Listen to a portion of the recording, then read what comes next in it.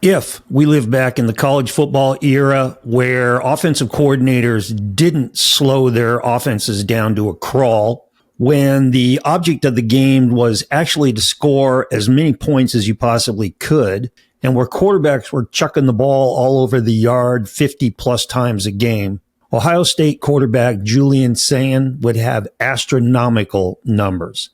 This is QB Unfiltered, my take.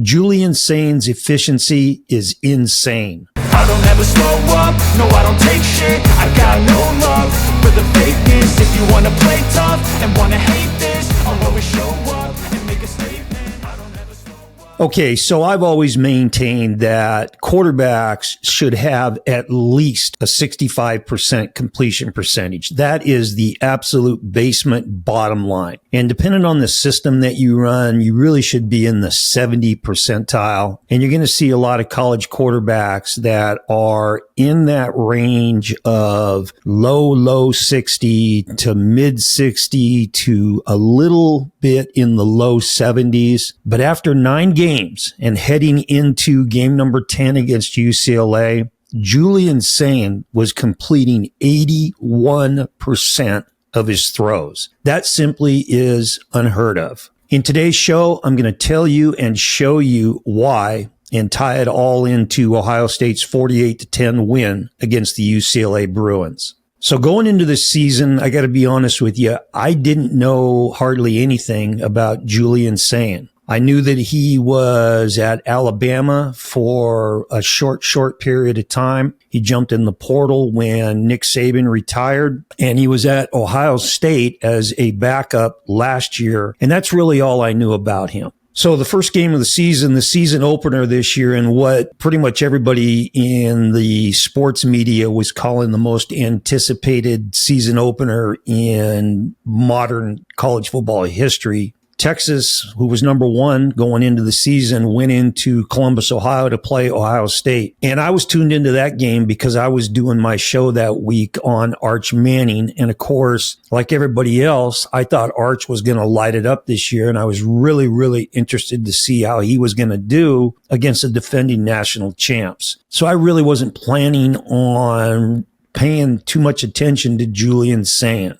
But early on in that game, it became apparent to me that this guy had the it factor. And it only took a couple of throws for me to get the feeling that, number 1, this kid was really confident in what he was doing. Number 2, he was very calm out there in how he was doing it. And as I was watching Arch Manning, taking notes on that game, I was writing off in the side margin about saying things like poised, relaxed, calm, confident, accurate, easy motion. And then at the bottom of that, I put total opposite of Arch Manning. And ever since that first game, 14-7 Ohio State win, the Buckeyes and Sayin have been cruising. So going into this UCLA game, 9-0, and he's putting up insane passing numbers, efficiency-wise. As always, guys, please like and share this video out. That really helps my channel out. And I got to say this, if this is your first time to the channel and you accidentally ran into it or it showed up on your feed somehow, last week I hit some monetization tabs that I turned on with this channel. And as soon as I did that, my views went off of a cliff. So I'm not sure how much this is being pushed out across the country. But again, if you're new to the channel and you're checking in, welcome and thanks for watching. Subscribe to the channel QB Unfiltered. As always, I greatly appreciate the support.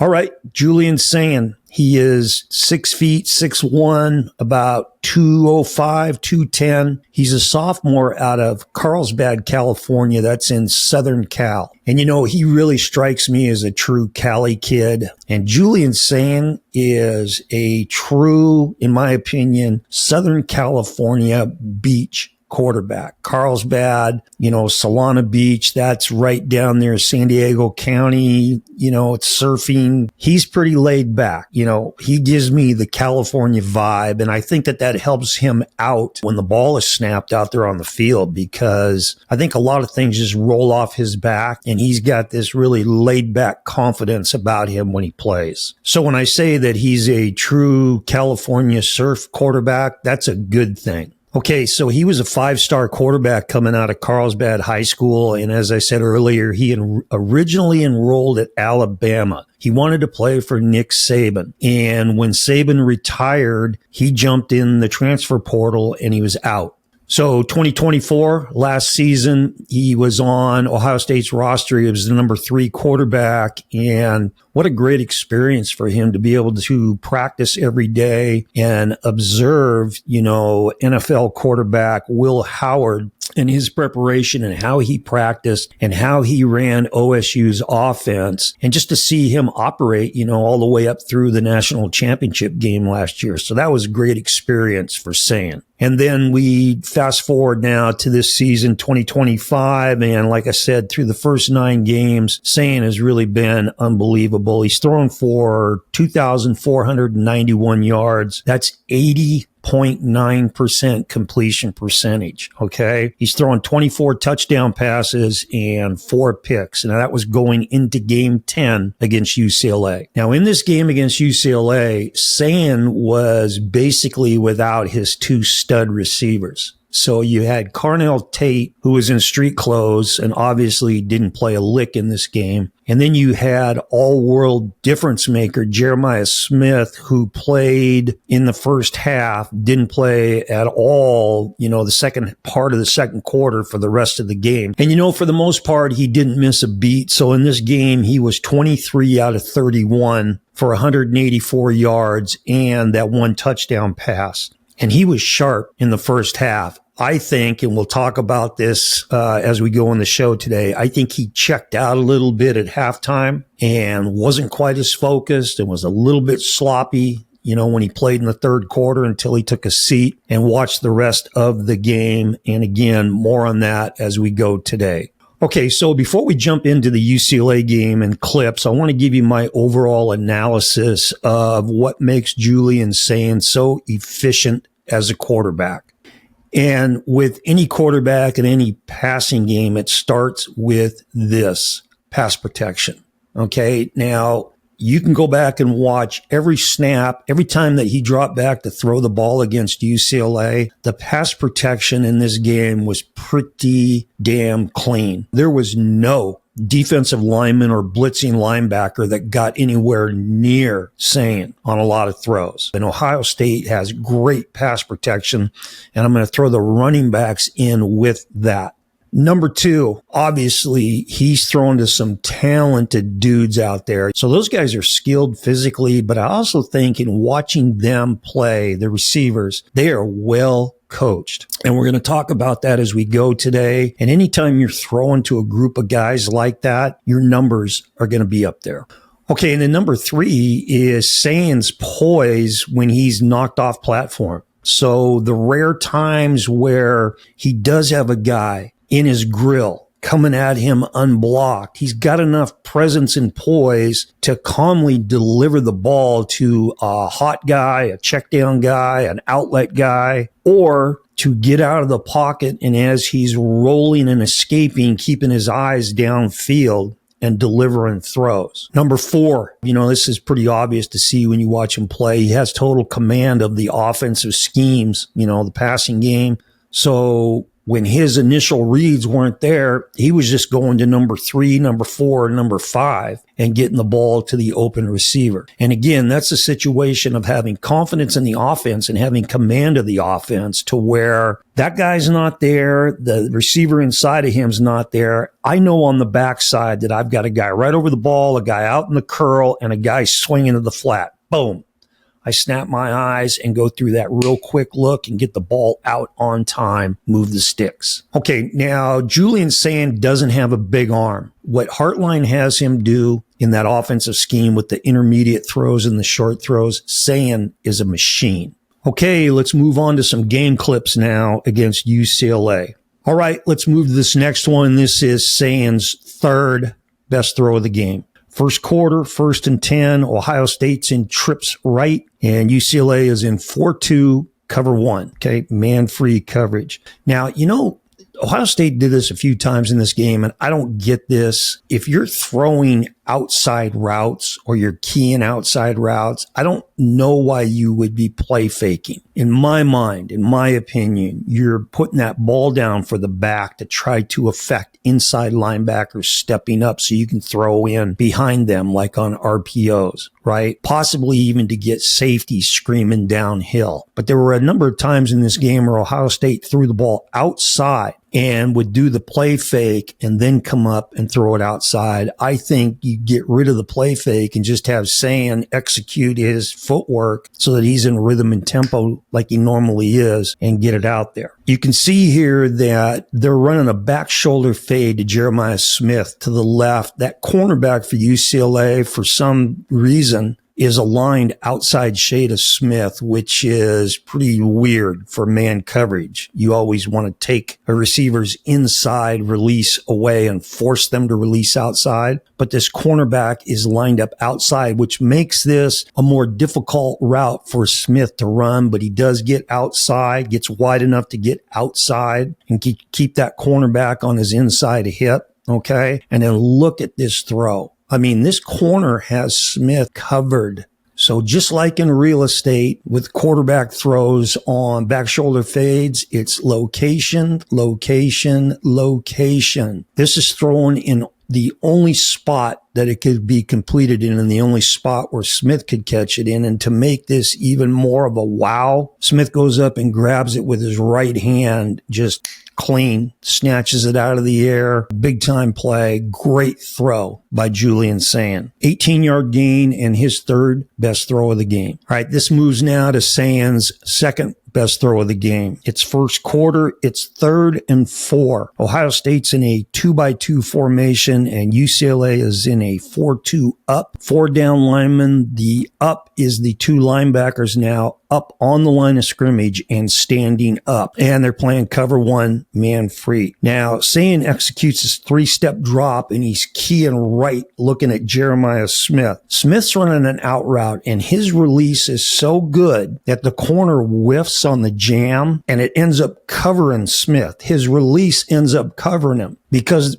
with the cornerback whiffing, he's now trailing Smith and he's underneath that out route. All right. So his great release bit him in the ass at the end of the day and took him out of the play. And if you look at the slot receiver, he's getting jammed up enough, getting enough hands on him by the slot defender that Sayin just comes to the backside where he's got 2 under routes. Now let's check out Julian Sayin. Like I said, Jeremiah Smith, his route's covered. The slot receiver's taken away by the defender getting handsy on him. When Sayin snaps his eyes to the backside, he's going to the slot receiver first. Okay. And I don't think he throws it because the inside linebacker's starting to get width. So Sayin brings his eyes outside to the outside under route and doesn't throw that and brings his eyes back into the slot guy who now has cleared that inside linebacker where Sayin can get the ball in there. Now this receiver is covered like a blanket. He's covered. Look at the location of this throw. The only spot out in front where this receiver can make the catch, that's where Sayin puts it. And this is Ennis. Ennis has got nice hands. Okay. This is an 8-yard gain. And if you rewind this and stop it, look at the pocket that Ohio State's offensive line and running back provide.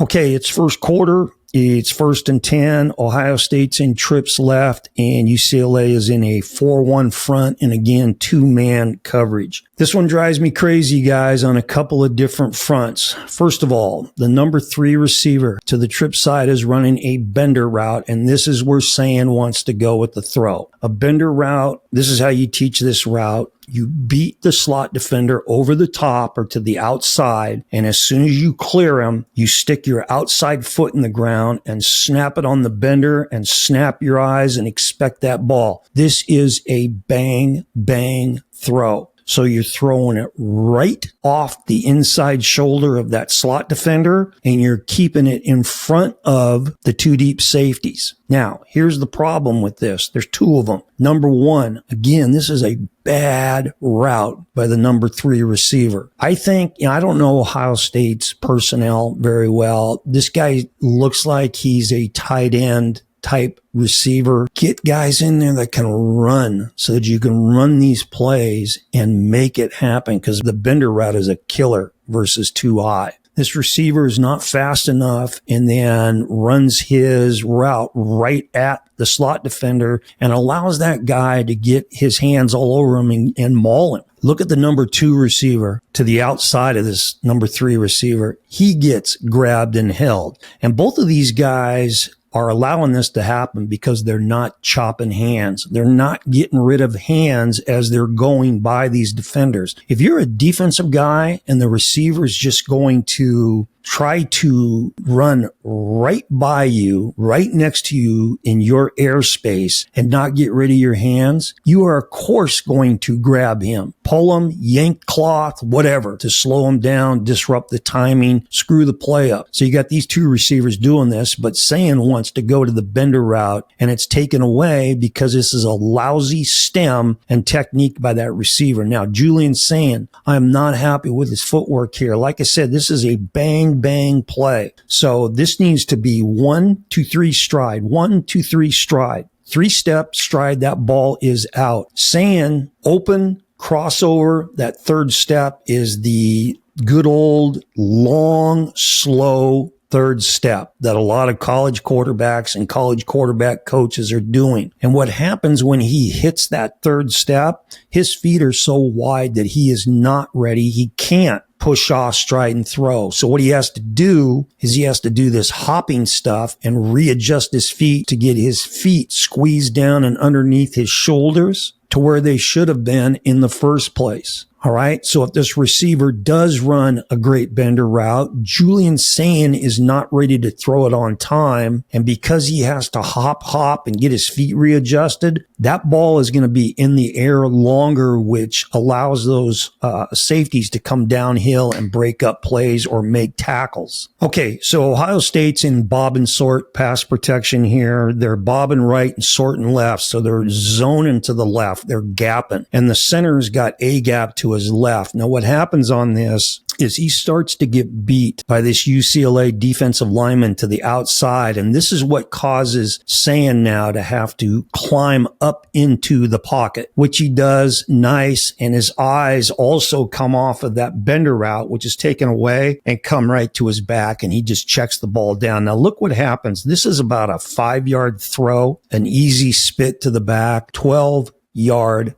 gain. Well done, Julian Sayin. All right, we go to the second quarter now, and it is 4th down and 5 yards. Ohio State is in a 2-by-2. UCLA is in a 4-2 up, and what looks like cover 1 pre-snap. But they end up on the snap of the ball playing 2 zone. So we talk about coaching, and we talk about receiver coaching, and we talk about the receivers being smart.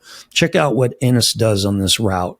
He's running a 3-step quick out to the right, and he's running this route into the short side of the field. The slot receiver to his side has a corner/out route, depending on how Sayin throws it, right, versus a 2-high safety. Sayin executes a 3-step drop, which for him is open step, hop, right? And he gets the ball out slightly late to Ennis. But Ennis, on his quick out and knowing he's into the short side of the field, stops his route completely about 2 yards in from the sideline. So this turns into just a stop or a spot route instead of continuing to run the quick out and going, shit, my guy is a little late getting me the ball, so I'm either going to run out of bounds and catch it out of bounds, or I'm going to have to make a great catch and drag a toe to stay in. No, he just stops and goes, Julian, just put it on my outside shoulder. This is an easy completion. And Sayin does exactly that. So he dimes it on the outside shoulder, 7 yards, 1st down, move the sticks. Well done. Which leads us now to Julian Sayin's best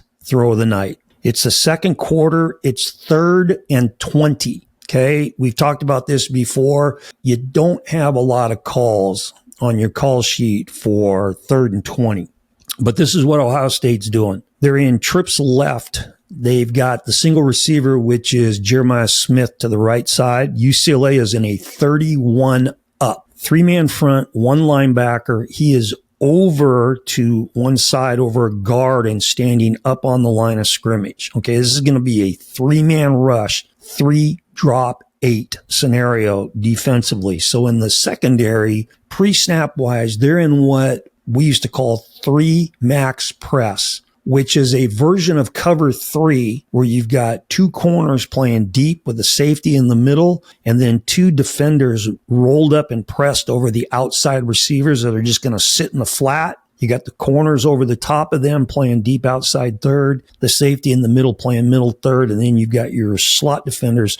You're dropping 8 guys playing 3 deep, but that's not what UCLA runs on the snap of the ball. On the snap, they run cover 1 with 2 robbers. So that guy in center field stays in center field, and the 2 guys that were deep cornerbacks, they come down into the curl area and they're robbing. And the way this works out, to the single receiver side, Jeremiah Smith, he now gets bracketed by the guy up in his face and that robber coming downhill on the snap. So he's doubled. And this is who Julian Sayin is keying on the snap, right? Because they've got Jeremiah Smith running a 20-yard stop route to the sticks. So he's driving vertically for 20.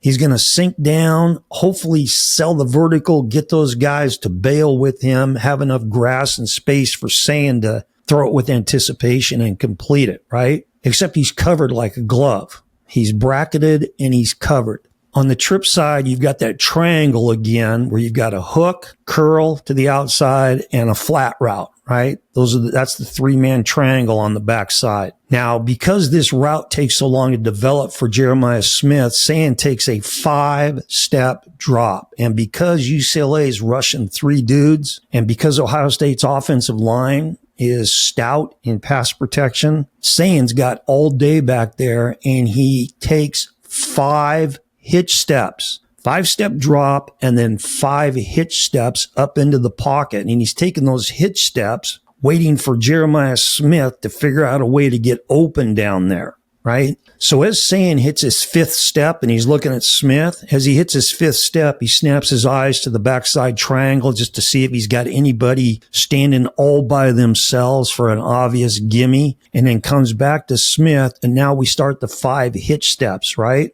Now, this is what Smith does to try to get open. He pivots and works out to the sideline, and he's still covered like a blanket by 2 guys. What a throw by Julian Sayin. A dime in the only spot he could put it. The only place he could put this for Smith to make the catch, and Smith has got the meat hooks, nice, strong grab, in traffic, covered, 15-yard gain. This is Julian Sayin's best throw of the night. That leads us to Sayin's only touchdown pass. Second quarter, it's 4th and 5 again, okay? Ohio State's in a 2x2. They motion to trips left or a bunch left, and UCLA is in a 32 up front, and pre-snap they're in that 3 max press look again, but this time on the snap of the ball they play cover 2 with a robber in the middle of the field. Again, well done by UCLA's D coordinator. Okay, Ohio State's running the mesh concept, but the mesh are coming from left to right, being run by Rogers, the guy that ends up catching the touchdown. He doesn't run the route right, so as he meshes and they're playing zone, he runs past this big chunk of grass between the slot defender and the inside linebacker. He should be sitting down in between those guys. He runs past that and is now covered by the slot defender. And what you teach your mesh receivers to do after they cross and mesh, if they don't receive the ball right away and they're still working to the sideline, eventually now they're going to turn it upfield and look to make something happen in the second level.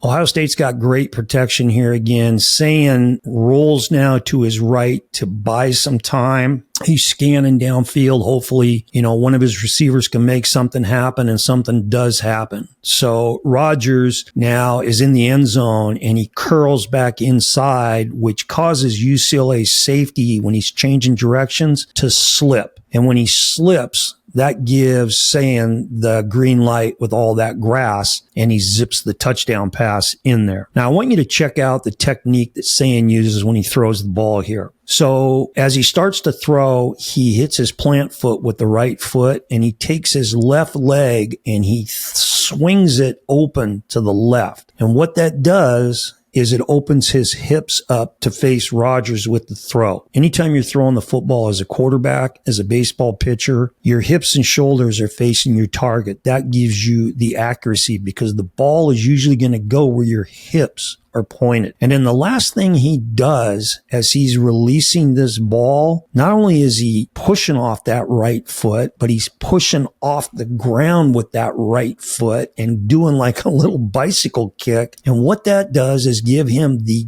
juice, that extra juice to get some zip on that ball and stick it in there. This is a beautiful job by Sayin. And you'll see high school quarterbacks across the country, college quarterbacks, NFL quarterbacks, right-handed guys who are rolling to the right that don't get their hips turned to the receiver, and they throw the ball with their hips and momentum still going to the sideline. And when you do that and release the ball has a tendency to go in the same direction as your momentum, body, and hips. So you see a lot of those throws sail wide right. And Sayin, when he hits that right step and starts to pull that left leg forward slightly and out, he's stopping his momentum and energy and getting those hips facing his receiver to deliver that ball. This is well done by this young man. Okay, here we go now. The last clip that I'm going to show you. This one was a head scratcher for me. It was right before the half. Second quarter, 1st and 10. There's 10 seconds to go in the half. This is the first play after UCLA's punter almost whiffed on the ball and kicked it about 3 feet off the ground into Ohio State's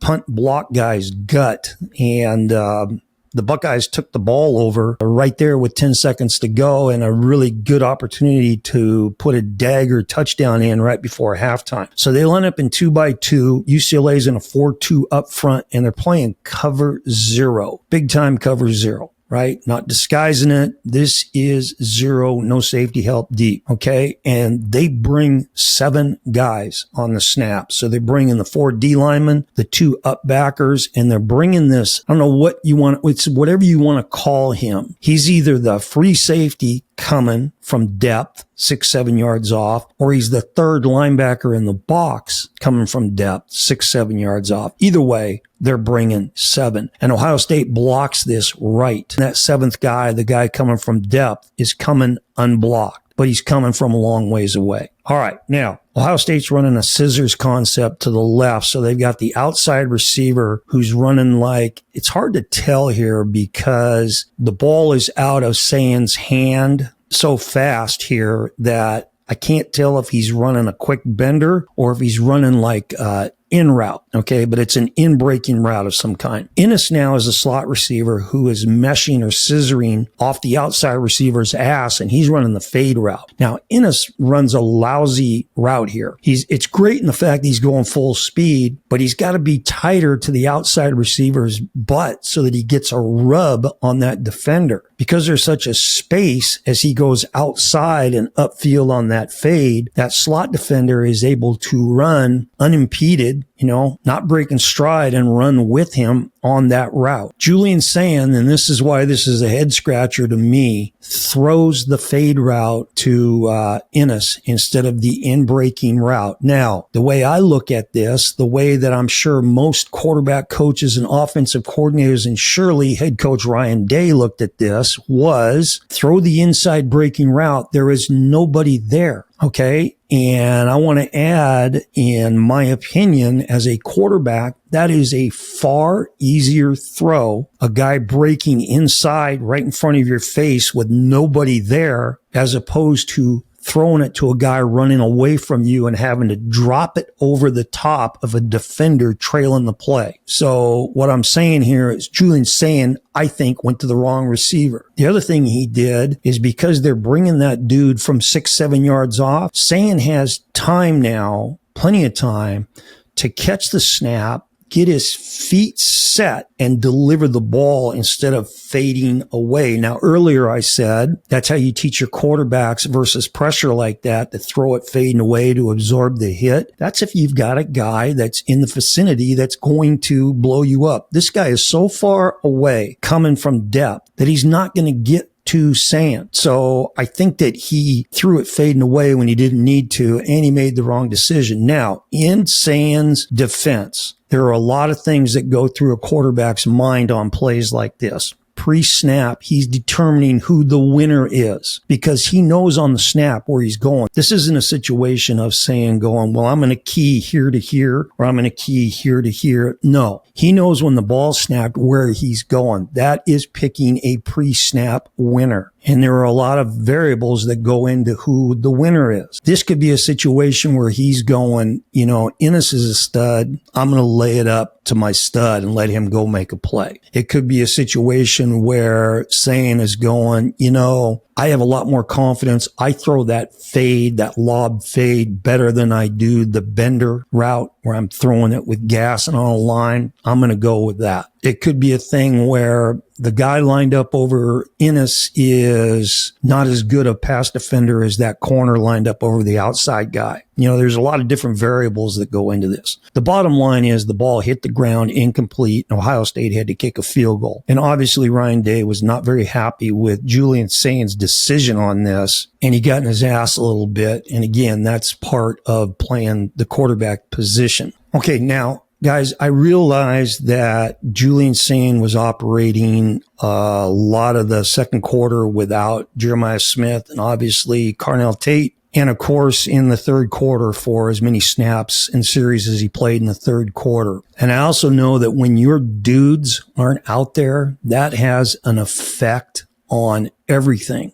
as far as a quarterback goes, right? Execution, performance, confidence, everything. And I also realized that Ohio State went in the locker room with a 27-0 lead. In my opinion, when they started that third quarter of play, Julian Sayin's focus was not what it was when they started the game. You could just tell that he had sort of dialed it back a little bit. That can't happen. So they start the second half off and he misfires on his first two throws. The third play, he gets sacked. Then Ohio State gets dinged for illegal procedure, 5 yards. Then they have to punt. That is not a great start to the second half. Football coaches have been saying this since the beginning of time. The first series in the second half on offense and the first series in the second half on defense, those are the most important two series for the remainder of the game because those two series reestablish the tone that was set at the beginning of the game, first quarter and first half. A lot of teams lose it in the locker room at halftime. Okay, in the first half, Sayin was 17 for 20. That's 85% completion for 147 yards and a touchdown pass. In the first quarter, he was 10 for 10 for 91 yards. In the third quarter, he was 6 for 11, 54% for 37 yards. Okay, so after 10 weeks, I'm still going with this. There are 3 guys that have separated themselves and remain atop the QB pool in college football. And those top 3 quarterbacks are Indiana's Fernando Mendoza, Alabama's Ty Simpson, and Ohio State's Julian Sayin. Okay, guys, let me know what you think. Did I get it right or did I get it wrong? This is QB Unfiltered, and remember, always throw the ball short to guys who can score. See ya. I don't ever slow up, no I don't take shit. I got no love for the fakeness. If you